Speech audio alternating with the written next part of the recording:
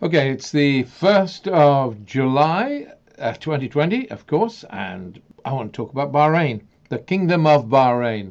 Because, why? Because we haven't talked about it for a while, and it's something that we've been talking about at the Next Century Foundation just recently. So, Bahrain.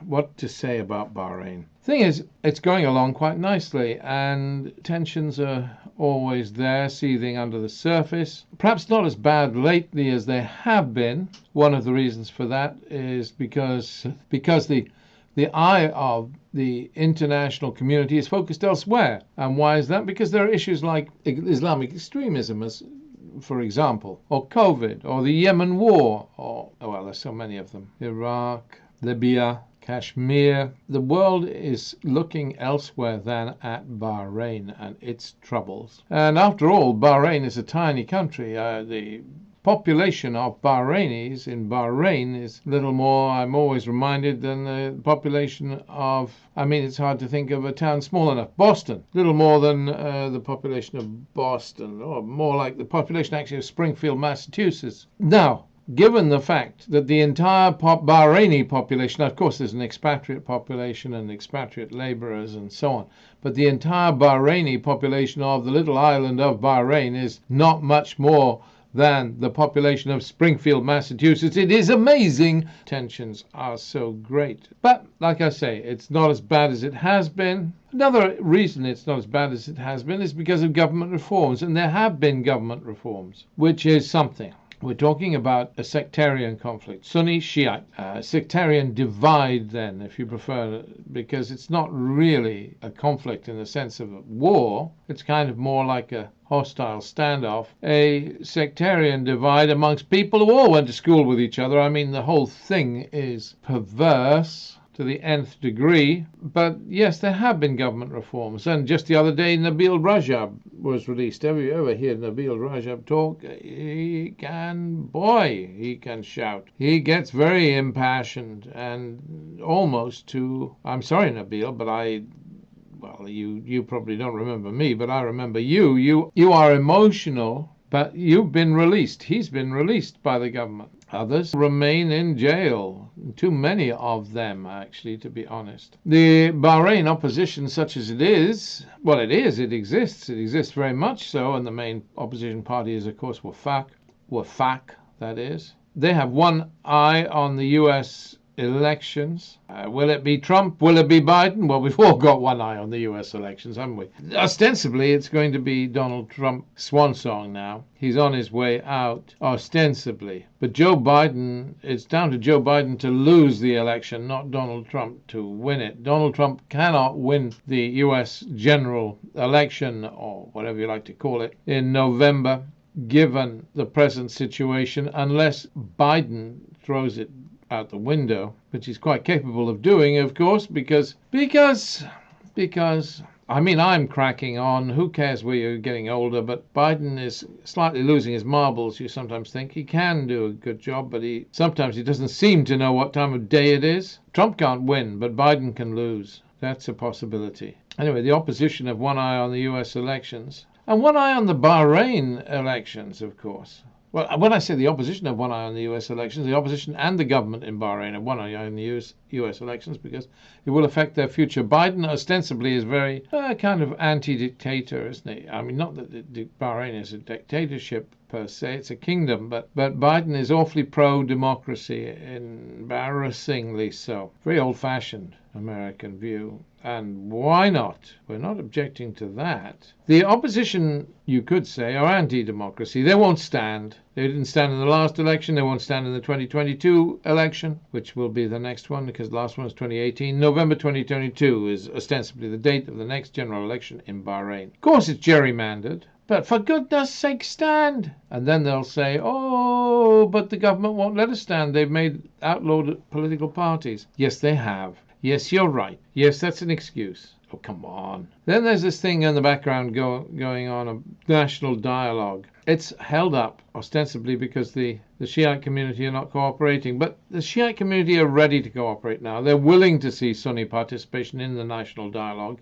So come on, let's have the national dialogue resumed. That's the Crown Prince's national dialogue, which is a way of dealing with these internal problems in Bahrain. To what degree are they internal problems? Well, they aren't entirely, are they? I mean, the Saudi influence is immense. Not internationally as it was, because since the Saudi Arabian government murdered Jamal Khashoggi, there has been a reduction in the level of influence that the Saudi Arabian government has on the international stage. But its influence over Bahrain is massive, because Bahrain depends on Saudi money to fund its existence. I mean, of course, it has oil fields, but not like Saudi Arabia. So Bahrain is subject to Saudi influence. The Saudis, of course, are frightened, very frightened of the opposition in Bahrain, much more frightened than the Bahrain government is, because if they see the Bahrain government make concessions to the opposition in Bahrain, it means that they may have a more uppity opposition in Saudi Arabia for the Shiite community, which is a very, very, very large minority in Saudi Arabia, from the Shiite community, who have their own aspirations within Saudi Arabia. So the Saudi government, of course, leans on the Bahrain government not to deliver reforms. Then there is the Iranian influence. Iranian influence, of course, in Bahrain is massive. And yes, if Iran was more encouraging, we might see opposition participation in the elections. And there comes the cry immediately, oh, we can't participate.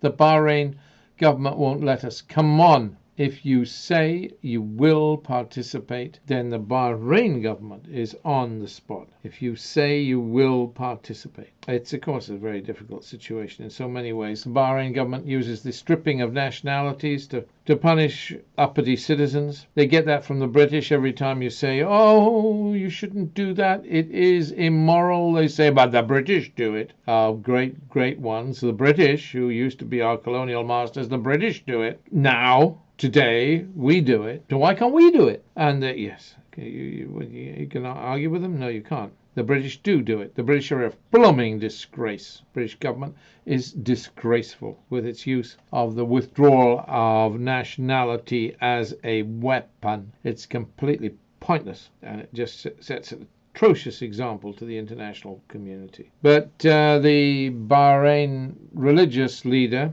the Ayatollah or whatever, Sheikh Isa Qasim, has had his nationality stripped from him because he went to Iran. Well, he went to Iran because he couldn't come home to Bahrain. It's chicken and the egg. I think his nationality was stripped from him while he was outside of Bahrain for medical treatment in the United Kingdom. So he had nowhere to go but to Iran. Or he couldn't stay in Britain. Well, I suppose he could have claimed asylum. That would have been embarrassing. But no, he had nowhere to go but Iran. And so he went to Iran. His nationality has been stripped away. How can you strip the nationality from a Bahraini? Let them back, put them in prison. Better than stripping their nationality. It is an obscene measure. The withdrawal of nationality is not an appropriate measure. Nor is the closure of Al-Wasat newspaper, by the way. Al-Wasat newspaper, a wonderful newspaper run by a wonderful editor-in-chief. Close it down? Close it down? It's like cutting off your nose to spite your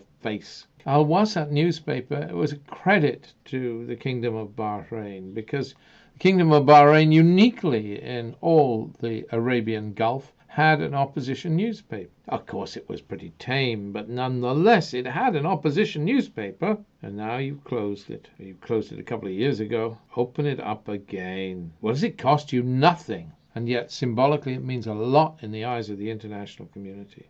Does Saudi Arabia really care about Al-Wasat? I don't think so. Of course, there are two factions in Bahrain, the faction of the Crown Prince and the faction of the King and the Prime Minister. At least this is an international perception. The perception is that the faction of the King and the Prime Minister is more cautious about reform. The faction of the Crown Prince is more liberal towards the concept of reform. I don't know, but we need reform. What kind of reform we need? Nothing much. a national dialogue that gives the Shiite community the chance to air their grievances, and on top of that, Shiite participation in the next general election. I don't care about electoral reform. I don't care that the elections in Bahrain are gerrymandered.